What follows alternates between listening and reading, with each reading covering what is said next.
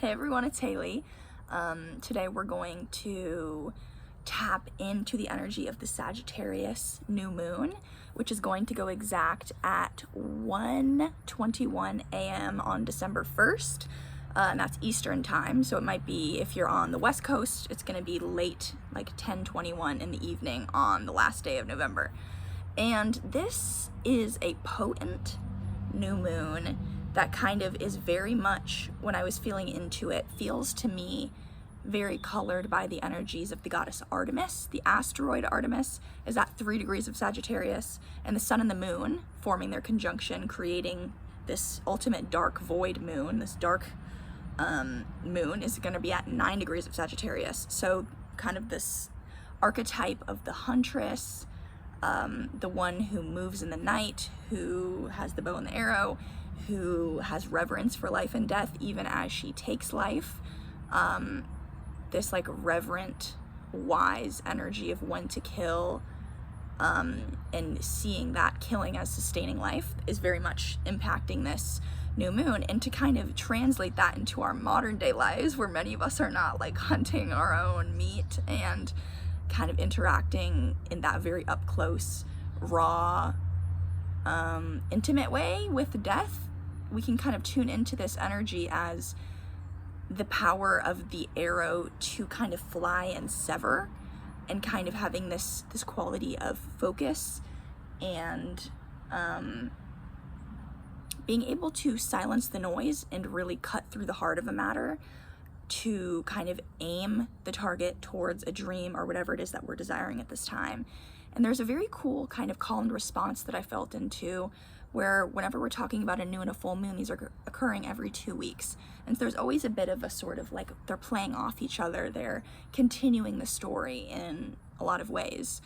And I really felt that like this Sagittarius new moon is kind of like, we're in the position of like the Sagittarian, like the centaur, the half man, the half horse, as well as like the huntress, and we're aiming the arrow, we're knocking it, and we're focusing, and we're tuning out the noise. And then at the time of the Gemini full moon, which is going to go exact 4:02 a.m. Eastern on December 15th, I feel is kind of the response, the fulfillment of that intention in a very kind of magical way, where there's kind of a amplification of the law of correspondence in a really cool way, where like the call is answered.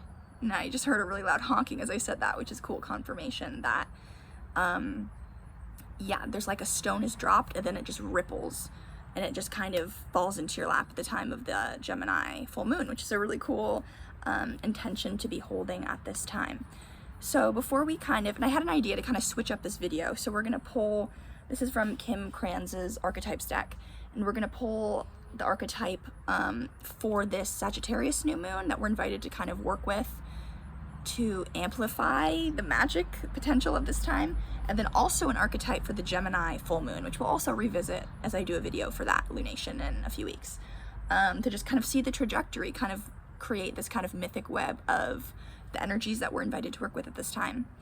But first, a few messages that kind of came through as I was focusing on the kind of natal constellation of this Sagittarius new moon. If you can hunt in darkness, you can hunt in the light of day.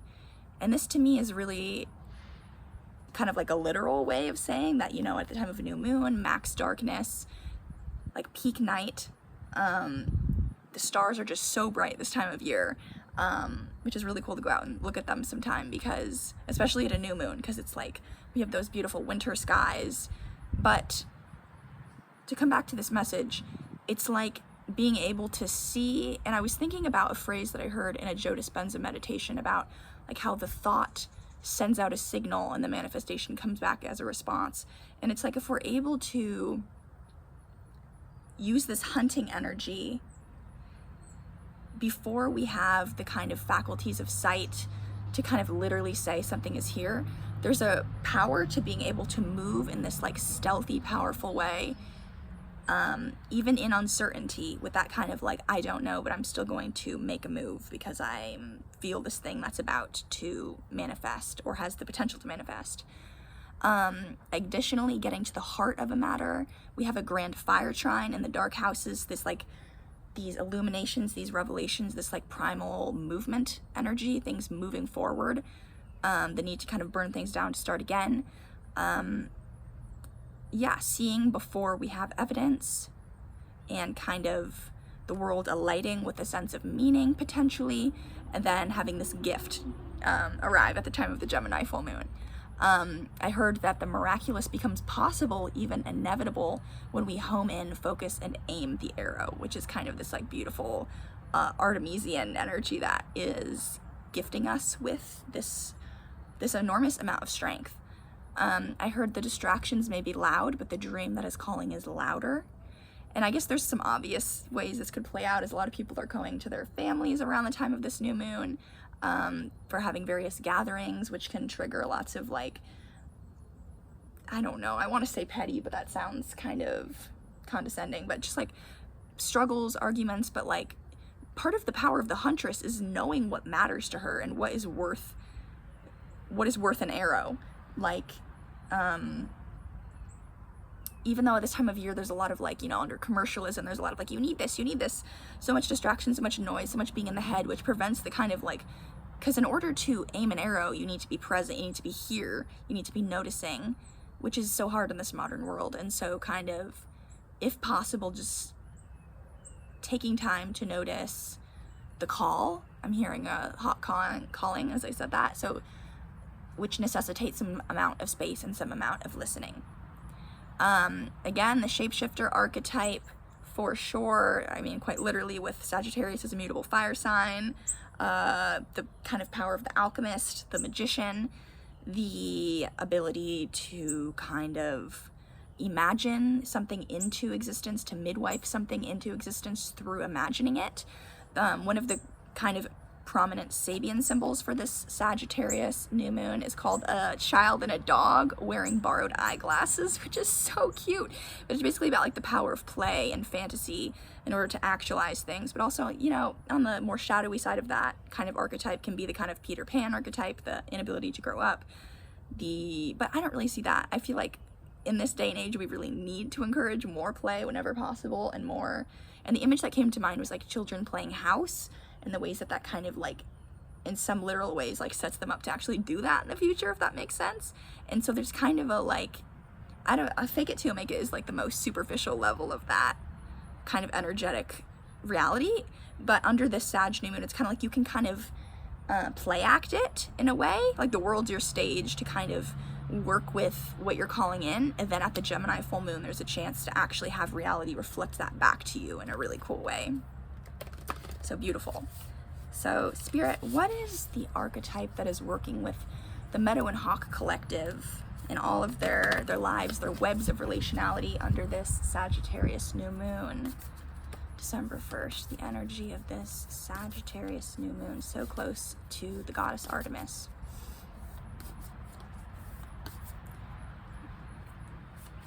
Thank you. Okay, then I'm gonna get one.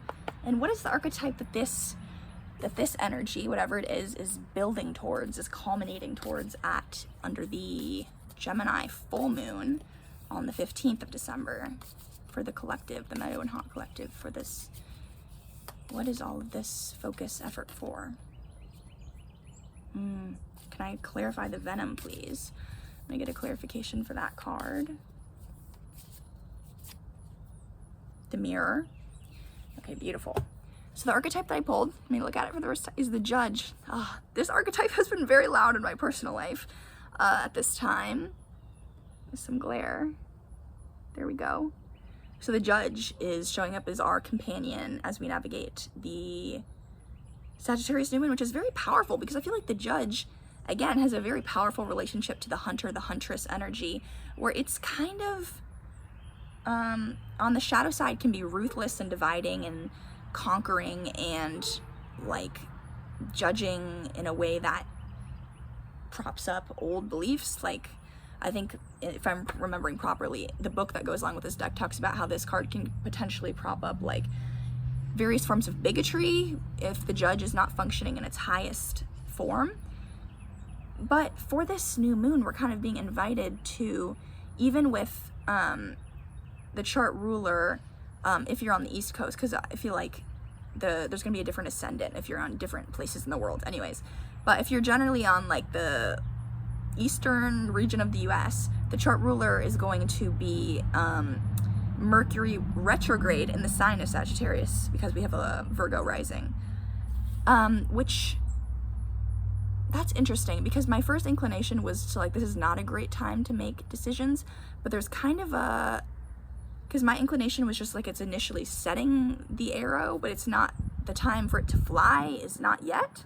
But this is kind of sharing to me that with this like grand fire energy, this is kind of a time, which is paradoxical, because typically with people in the astrology world, they'll say like the new moon is a quiet time, it's time for like, which generally is true, but there's still like important decisions that are being made in the quiet.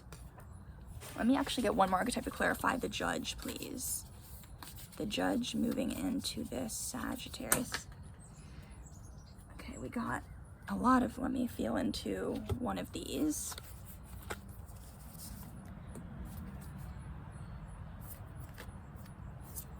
Okay, so I saw the Starborn at the bottom of the deck and also the Warrior. This is so powerful. Okay.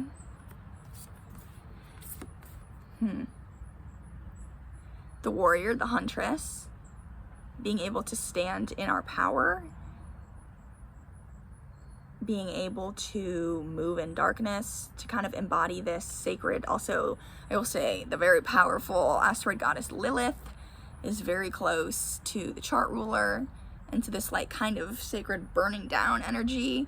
I feel like Scorpio and Sagittarius as archetypes both have very close relationships to the Phoenix, to things literally burning down to be reborn.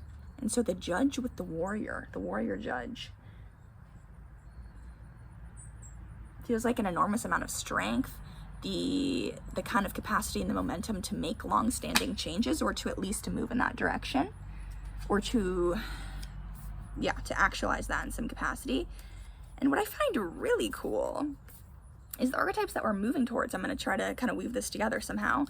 For the Gemini new moon, we have actually some moon imagery, like full moon imagery, which is really cool. We have the mirror and the venom. Wow. Okay, so this is like a very powerful time for kind of shadow work in all capacities, whatever that means to you, all of the ways that you feel like you don't deserve the thing that you're aiming the arrow towards. If it's, I don't believe I actually deserve success, or if I get success, what will that mean? Will I be rejected? Will I be hated? Will I be bound to fall? This is a great time to kind of get to the root of those matters. And so we're kind of creating energetic space, this like sacred cutting things out. The Warrior, like one shot arrow versus like it's really messy and there's like 10 arrows to kill something. It's like if we're killing off the part of us that doesn't believe that we deserve what we want. If it's like, if I don't deserve love, if all of that is going to be really clear under this Gemini full moon, it's a clear mirror. The archetype of the mirror is people, things, relationships, experiences are going to be reflecting back a true level of our current self-worth. And the venom here kind of revealing that kind of like inner insidious intrapsychic thing, like the wound that will keep festering until we actually get to the root and heal it with. And so under this new moon, we're being guided and protected to cut out the superfluous, cut out the venom that is harming us. And then under the Gemini full moon, we're going to have this really clear recognition of where we're at. Like, is it still here? And that's totally okay if it is. A lot of these are like, it's always a spiral. We're always walking the spiral. And so it's not like you've missed your chance and you didn't heal this thing, so it's whatever your dream is dashed. Like, that's not true at all. It's just like there's going to be a very honest moment I'm hearing under the Gemini full moon on the 15th of December, where we're going to get a real clear reflection of where we're actually at in this like kind of beautiful revelation of all the places that we still need to love ourselves more, which is always the work. But with the Warrior and the Judge, for this is like powerful energy to kind of walk into a big season of change that's coming for sure. A big season of change. So before we close out, the Warrior and the Judge, I'm gonna try to get a few tarot cards to leave a parting message with all of us. The Devil in reverse. Sounds about right for all of these cutting of ties and soul liberation work, honestly. Okay, this makes, yeah, what I was saying about who am I to succeed or to get what I want, Six of Wands in reverse, the pain of being alone, of being isolated or ostracized in some way, like a lot of relationships that need to die in some way. The Two of, yes. What are we going for? What are we going for? What are we going for? Let's ask that. The Two of Wands, what are we going? Where are we aiming our intentions, our arrows? The Ace of Wands, an inner dream or an opportunity that we had as children. I'm remembering when I saw the Starborn archetype show up, this kind of like long buried, this destiny piece that we've like come into, we've incarnated into this lifetime with a dream that has been abandoned, or other people bullied it out of us with the Six of Wands in the reverse position. So coming back, there's like a real, with the Hunter and the Huntress, she's choosing herself. Ooh, that feels powerful, especially with the Gemini Full Moon. It's like the venom is only scary if you don't look at it. And the mirror kind of forces you to look at it. So there could be kind of like some confronting experiences coming up in our individual and collective lives in the next few weeks. Oh, the 1111 card again. Yes, what is it for? Like cutting out all of this distraction, these like, which that seems like a light way of putting the Devil card, because the imagery, you know, freaks a lot of people out a lot. But it's very similar to the Lover. So like letting something really go, because it's like you can't be in your destiny and also be living a lie at the same time. Like you can't be keeping up appearances and sustaining all of these old toxic relationships while also simultaneously moving towards the direction of your dreams, which seems like a powerful thing. Yeah, like allowing yourself to not want something, like something is clearly like it's expired, it's out of date. And so we're kind of being gifted the choice of this like divine crossroads energy of, do we choose growth or do we choose pain? And it always kind of comes down to that in the end.